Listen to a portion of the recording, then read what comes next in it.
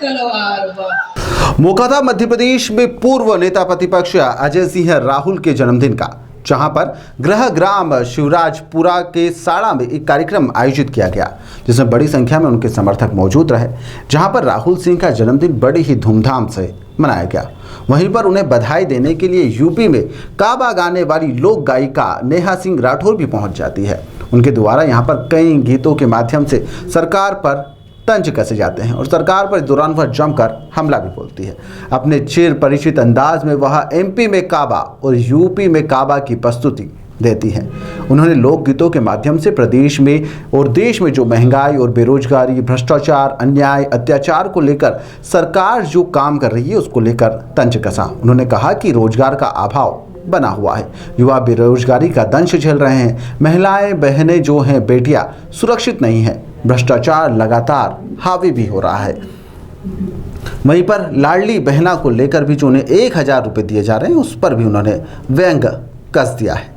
क्या कुछ उन्होंने कहा, कैसे लोकगीत उन्होंने प्रस्तुत करे, जरा आप भी सुनिए। एमपी में काबा और कर्जा में सरकार का बढ़ल भ्रष्टाचार का, आदिवासी के सिर पे लटकत मामा के तलवार बा। काबा एमपी में काबा और एगो मामा कंस रहले, दूसर मामा सकनी रहले, कलयुग में तीसराई मामा के अवतार बा। एमपी में काबा। अब वो 5 साल बाद 181 सीट मिलेगी। कितना बड़ा क्रांतिकारी कदम आपके नजरिए से है ये?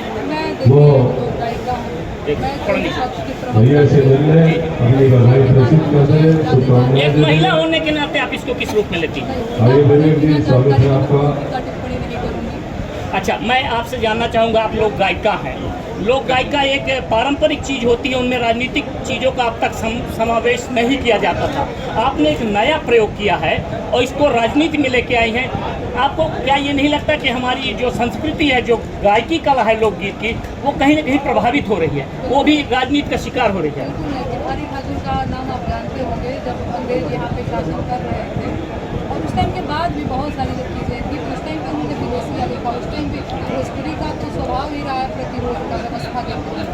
ऐसा नहीं है कि प्रभाव जैसा सिर्फ सरकारों के खिलाफ आप कहते हैं, विपक्ष के खिलाफ का नहीं। लोग कहते हैं कि आपके निशाने पे सिर्फ मोदी जी साहब और बीजेपी रहते हैं, ऐसा क्यों? इस पे क्या कहना चाहेंगे? देखिए, मोदी जी केंद्र में है, बीजेपी केंद्र में है, तो मुखिया जी से सवाल पूछा जाएगा ना, जनता से तो सवाल मैं पूछूंगी नहीं। लेकिन लोग कहते हैं कि आप एक तरफा कांग्रेस की तरफ से बैटिंग करती हैं। ऐसा बिल्कुल भी नहीं है। अभी मैंने ढेर सारा गीत सुनाया, आपको कौन सा ऐसा गीत लगा जो कांग्रेस की बैटिंग कर रहा था?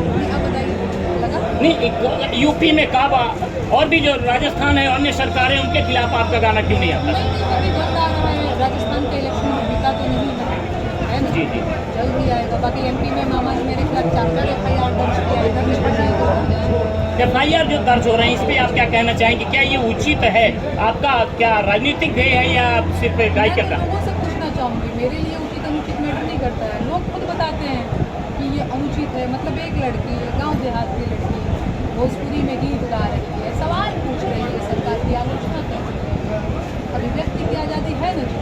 लेकिन नेहा जी, अब आप तो राजनीतिक मंचों पे आने लगी हैं। क्या कोई गायक राजनीतिक मंचों पे जाके गाता है? ये एकदम बढ़िया सवाल है। तो जितने भी सरकारी लोग हैं उन लोगों से तो आप ये सवाल करते नहीं होंगे। एंड दूसरी चीज़ ये है कि बीजेपी ने कभी मुझे बुलाया ही नहीं, है ना? अब जो लोग मुझे बुलाएंगे वहाँ मैं जाऊँगी, क्योंकि गीत मुझे बेरोजगारी और महंगाई के ही गाने हैं। तो पता नहीं वो सुन नहीं पाते हैं ना वो मुझे बुलाते हैं।